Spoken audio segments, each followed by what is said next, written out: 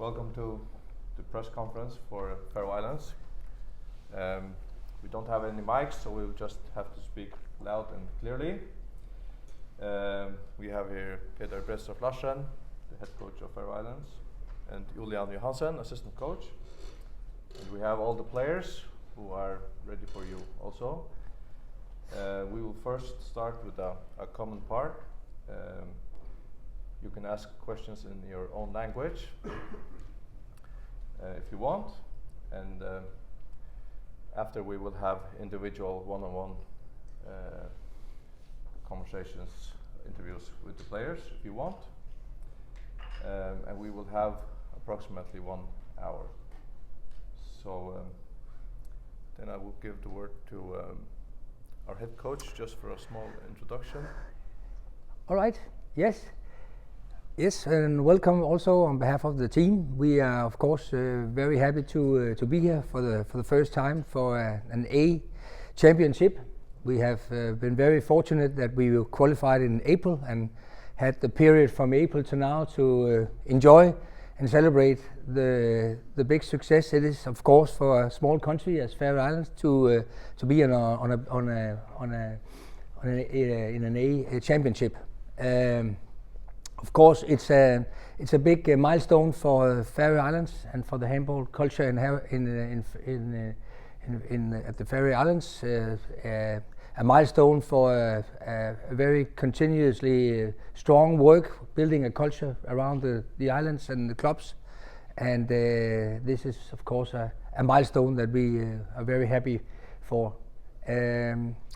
But of course, we are not here only to just be part of the championship. We also want to make a difference, and we have preparing ourselves to make a difference. We will try our best to make amazing performances, and of course, our dreams are of course to get the big result for us. That would be the first victory in a championship, and then after that, the second victory.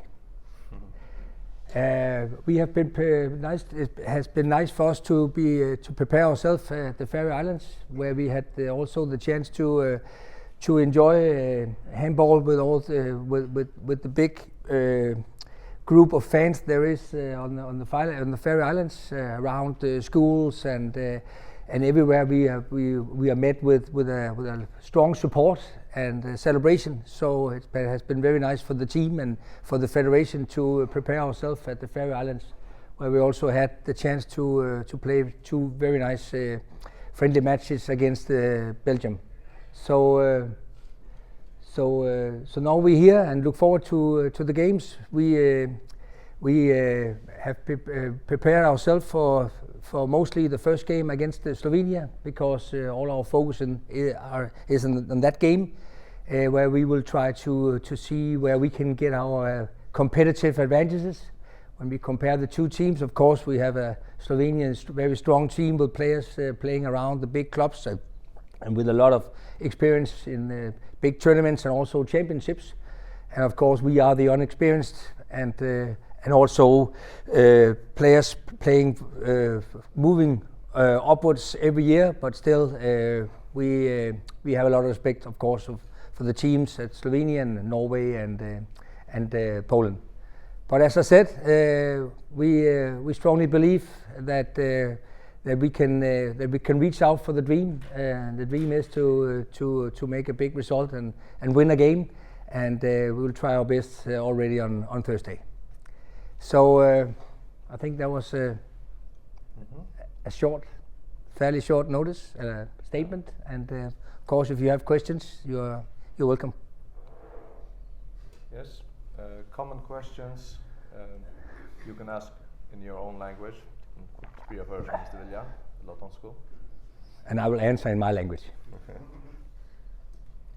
Jeg tænker en ting, Peter, nu har du selvfølgelig været dig selv. Du snakkede om det her med at være til et slutspil. Du var i en EM-runde derhjemme, men jeg spiller det ikke prøvet det før. Hvor meget har det fyldt i forberedelserne, at det er noget helt nyt? Altså, måske både på det mentale, men også på det håndboldmæssige. Altså, hvordan håndterer I det? Er det noget, I har prøvet for jer nu? Yeah, just translate a little bit for the rest. Just a question about our preparation concerning that this is the first time, and also the first time for the whole team, for the federation, for all the players. Of course, a lot of the players have been to the young tournaments and championships, but of course this is different. We have prepared ourselves as we always do, playing national matches, and of course we have put a little focus on what it is to be in a championship, although we don't know, or the team doesn't know.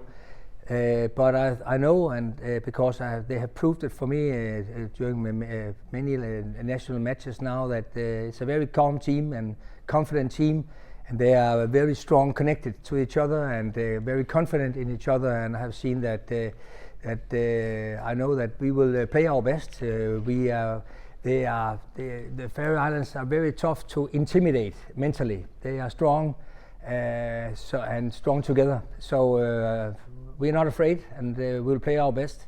And the surrounding really doesn't matter. We just enjoy that. We know that Mercedes-Benz Arena will be mostly full of people from the Faroe Islands, and I think, and I know, it will be like a home court for us. And of course, we look very much forward to that.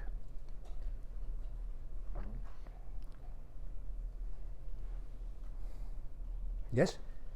I am Philip from the EHF, and I have a couple of questions that I'm obliged to ask from my editors, because the EHF expert group is working on a men's qualitative analysis. I have a couple of questions, which are in addition to my colleague's question. How did the preparation for the championship go, keeping in mind that the players have different preparation systems abroad and that there is no direct contact most of the time? I just have to understand the question again. You are talking about statistics and preparation? These two answers that you will give to my next couple of questions will be gathered from all the coaches from the national teams and gathered in one big analysis about the preparations and about how many matches did you play as a team before the championship. So the first one is basically about the preparation systems that you have as the Faroe Islands and the players that have in their own teams where they're playing. So did you sense a big difference between that? No, it is almost the same.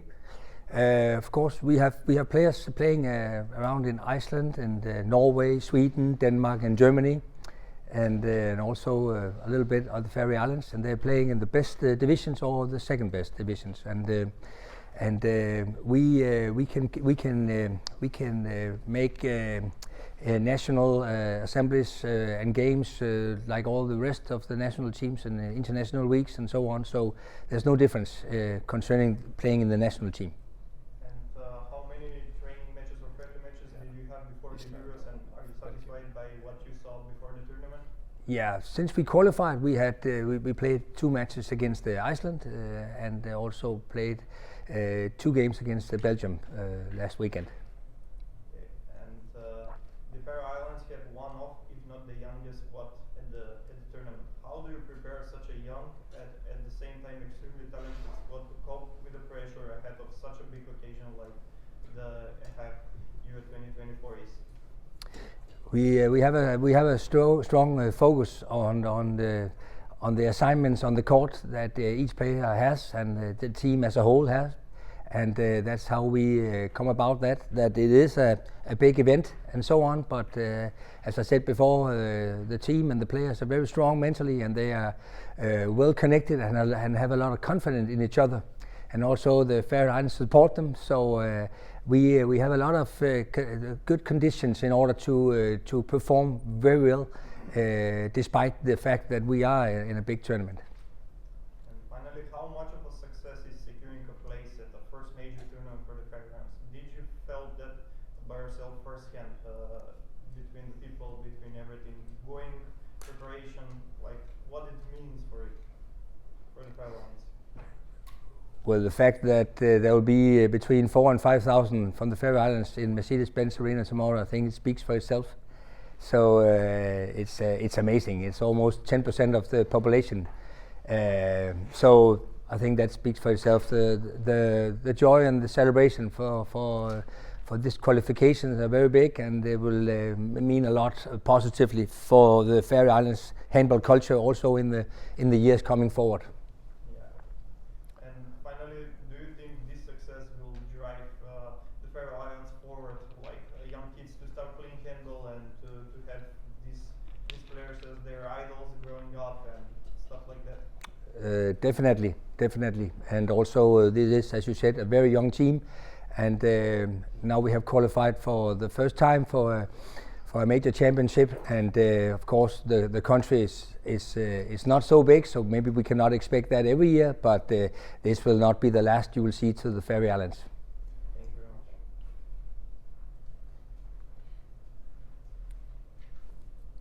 very much. Yes. Prøv at beskrive, hvordan du ser styrken på det færøske hold, altså i betragtning af, at det er nogle meget store spillere, det kommer til at spille imod, og de færøske spillere er i gennemsnit måske det mindste hold, eller det laveste hold i hele turneringen. Så det er vigtigt på det område, at styrken på det færøske hold. Hvordan kompenserer du så?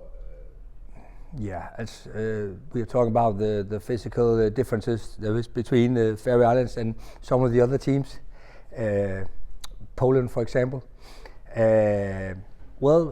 Handball is a game with a lot of different competences, and of course some teams have a lot of physics and some don't. We have a lot of physics, but that's in concerning speed, for example. And also the abilities to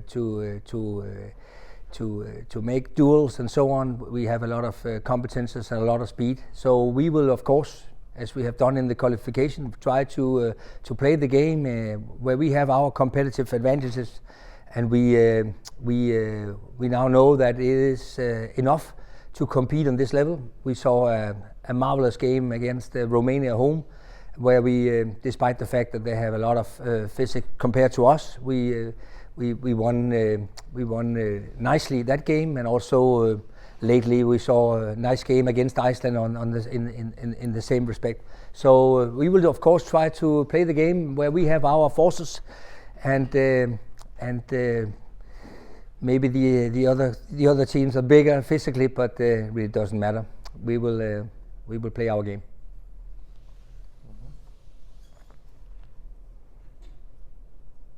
Other common questions? We move on to individual. Good.